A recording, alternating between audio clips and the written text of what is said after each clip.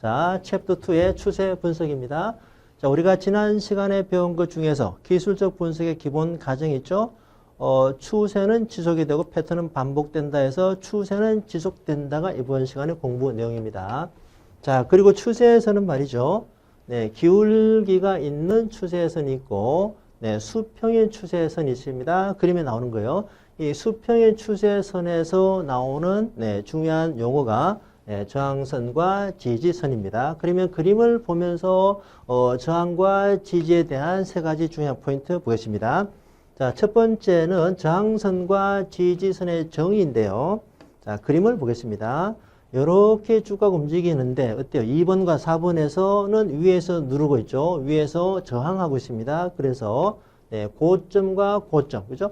네, 고점과 고점을 연결한 거를 저항선이라 한다. 맞죠? 자, 1, 3, 5에서 어떻습니까? 내려가는 거를 받쳐주고 있죠. 네, 지지해주고 있습니다. 그래서 1, 3, 5번은 네, 저점과 저점을, 자, 저점과 저점을 연결한 것이 네, 지지선, 영어로 서포트 라인이죠. 이게 이제 그림을 보면 너무나 당연한데 문장만 보면 헷갈릴 수 있습니다.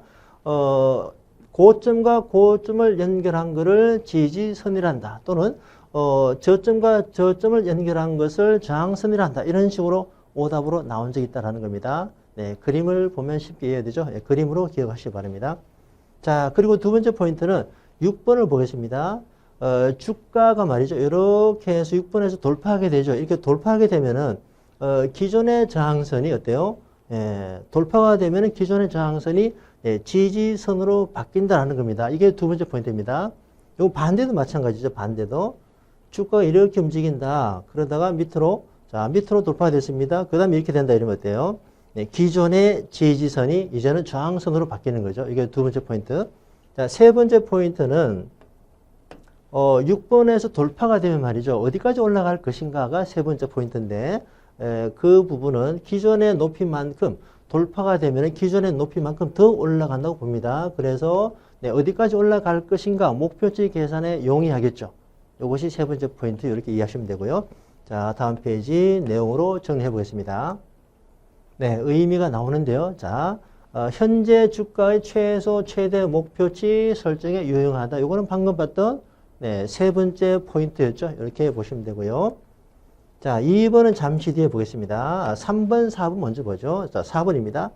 최근에 형성된 것일수록 신뢰도가 높다. 이건 이제 뭐냐면은 자, 추세가 이렇게 가다가 자, 또 이렇게 움직입니다. 그럼 어때요? 예, 요게 최근이죠? 네, 최근 것이 여기보다 좀 더 신뢰도가 높다. 이 얘기고요. 자, 장기간에 걸쳐서, 요런 추세하고, 어때요? 요런 추세하고 어때요? 좀 더 길게 형성된 것이 짧은 것보다, 그죠? 좀 더 신뢰도가 높다고 이해를 하면 되겠습니다. 요거 뭐, 굳이 외우자면 최장, 이렇게 보실 수 있습니다. 네, 2번은 말이죠. 2번은, 여기 이제 우리 그 수강생 분의 예리한 질문이 있었는데요. 자, 보겠습니다. 저항선과 지지선의 돌파 시도가 여러 번에 걸쳐서 성공하지 못할 경우는 추세 전환의 신호로 볼 수 있다. 당연한 얘기인데 아주 예리한 질문이 말이죠. 2번과 3번이 상충되는 게 아니냐 이런 질문이 들어왔습니다. 아주 예리하죠. 자, 이제 장기간에 형성된 거일수록 신뢰도가 높다고 했는데 여러 번에 걸쳐서 돌파가 안 된다면 그죠? 예, 추세 전환에 밑으로 갈 수도 있는 거 아니냐 이 얘기입니다. 이제 이 부분에 대해서 기본서에서 별다른 설명이 없습니다만은 이제 제가 생각해 보면 이렇습니다. 일단 이제 단기보다는 장기가 신뢰도가 더 높은 건 사실이고요. 2번의 경우는 이거보다 좀 더 긴 장기로 이해를 하시면 되겠습니다. 예를 들어서 이거보다 더 길게 이런 식으로 오랫동안 이 저항선을 돌파하지 못한다면 내려간다는 의미가 되겠죠. 이렇게 이해를 하시면 되겠습니다. 아무튼 뭐 시험은 3번, 4번 위주로 나온다고 보시면 돼요. 예를 들어서 이렇습니다. 네, 장기간에 걸쳐 형성된 거일수록 신뢰도가 낮다 이런 식으로 이렇게 나오면 틀린 거죠. 네, 최근에 형성된 거일수록 신뢰도가 낮다. 이건 뭐 당연히 아닌 거죠. 이런 식으로 대비하시면 되겠습니다. 자, 5번은 정액의 가격대는 심리적인 저항이나 지지가 된다 보시면 돼요. 자, 문제 보겠습니다. 기본서 문제입니다. 네, 저항선과 지지선이 가지는 의미. 자, 1번. 주가의 최소, 최대 목표치 설정 유용하다. 아까 봤던 세 번째 포인트. 자, 최근에 형성된 것일수록 높다. 맞죠? 최장입니다. 장기간에 걸쳐서 형성된 것일수록 신뢰도가 높다인데 낮다가 나오는 거죠. 자, 정액의 가격대 맞습니다. 네, 3번이 답이 됩니다. 네, 무난하죠? 예제 4번 봅니다. 추세 분석에 대한 설명이다. 틀린 것은 차례 들어보겠습니다. 자, 저항선은 고점과 고점을 수평으로 연선이다. 맞죠? 앞에서 봤던 그림에서 첫 번째 포인트였죠. 자, 마찬가지로 지지선은 저점과 저점을 수평으로 연선이다. 단순하지만 중요합니다. 잘 보셔야 되고요. 자, 두 번째. 지지선이 돌파가 되면 기존의 지지선은 새로운 저항선이 된다. 앞에 그림에서 설명했던 두 번째 포인트였죠. 네, 반대도 마찬가지죠. 저항선이 돌파가 되면 기존의 저항선은 새로운 지지선의 역할을 한다. 그죠? 이렇게 잘 이해하시고요. 3번, 4번은 바로 뒤에서 배우는 내용인데 간단히 보겠습니다. 상승 추세에서는 고점을 연결한 추세. 고점이 아니라 저점입니다. 뒤에서 그림으로 확인해요. 자, 4번은 중요한 문장인데 자, 추세선의 길이는 길고 기울기는 완만할수록 신뢰도가 높다. 중요한 문장인데요. 바로 뒤에서 설명하겠습니다. 자, 답은 3번이고 해설 참고하시고요. 자, 다음 페이지로 바로 가겠습니다. 네, 그림이 나오죠. 자, 앞에서 제가 설명하기를 추세는 기울기가 있는 게 있고 수평인 게 있다. 기울기가 있는 내용이 이제 지금 나오는 겁니다. 자, 상승 추세죠. 요거는 저점을 연결해야 돼요. 간혹 이렇게 줄을 긋는 분이 계시는데 아닙니다. 상승 추세는 저점을 연결해야 되고 하락 추세는 고점을 연결해야 됩니다. 이게 맞아요. 자, 그리고 중요한 문장. 추세선의 길이는 길수록 기울기는 완만할수록 자, 이 의미를 보겠습니다. 추세선이 이제 길이를 보면요. 네, 요거하고 비교해 보겠습니다. 그러면 추세선의 길이가 어때요? 앞에 거는 네, 요거고 뒤에 건 이거죠. 이거보다 이거. 길이가 짧은 것보다 길수록 신뢰도가 높다는 뜻이고요. 자, 기울기를 보겠습니다. 기울기가 자, 요렇게 가는 추세가 이렇게 가는 게 있고요. 이렇게 가는 게 있다 치면 뭐가 더 신뢰도 높다? 얘보다 얘가 더 높다라는 거예요. 왜 그렇겠습니까? 자, 요거는 이제 가파르게 올라가는 경우는 머지않아서 어때요? 네, 천정에 다가선다라는 겁니다. 네, 강하면 부러진다. 뭐 이런 얘기죠.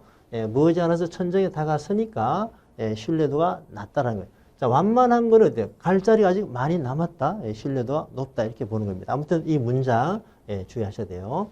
자, 이렇게 이해하시고. 자, 다음 추세 곡선과 부채형 추세선이 나옵니다. 이거 중요합니다. 시험에 잘 나옵니다. 밑에 내용이 많아 보입니다만 일단 키워드를 기억하면 됩니다. 자, 추세 곡선의 키워드는 급격이다. 네, 부채형 추세선의 키워드는 완만이다. 이 키워드를 바탕으로 밑에 그림에서 요거 하나 확실히 이해하시면 돼요. 자, 왼쪽은 추세 곡선인데 요거는 기존의 추세가 강화될 때, 더 강해질 때, 강화될 때 나타난다. 오른쪽 반대로 기존의 추세가 약화될 때 나타난다. 약화 또는 둔화죠. 요것만 확실히 이해하시면 돼요. 자, 그러면 그림을 통해서 설명해 보겠습니다.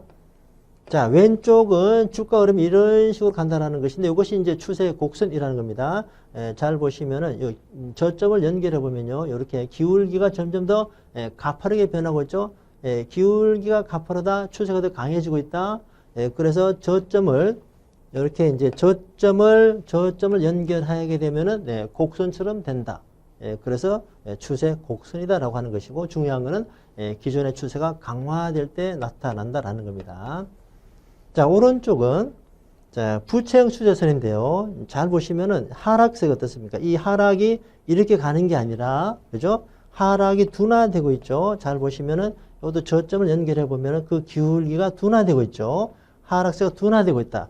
요거를 자, 위에 그 기존의 제일 높은 고점과 중간 고점을 연결해 보면은 이런 식으로 부채살처럼 보인다라고 해서 부채형 추세선이다라고 하는 것입니다.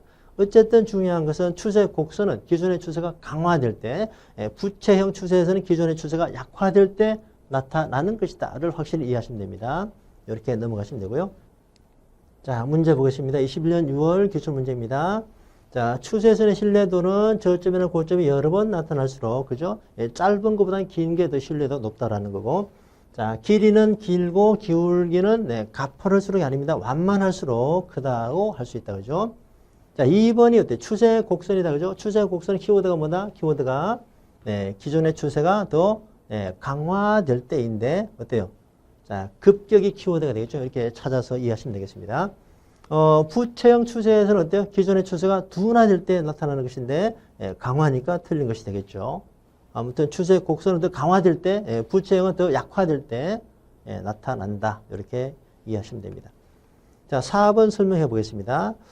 추세선을 돌파하는 모습은요. 그 폭으로는 3에서 5%를 초과하는 경우고 기간으로는 3일에서 5일 정도 벗어나는 기간이다 이렇게 보시면 되겠습니다. 이렇게 이해하시면 돼요. 아무튼 제일 중요한 거는 추세 곡선과 부채형 추세선의 비교입니다.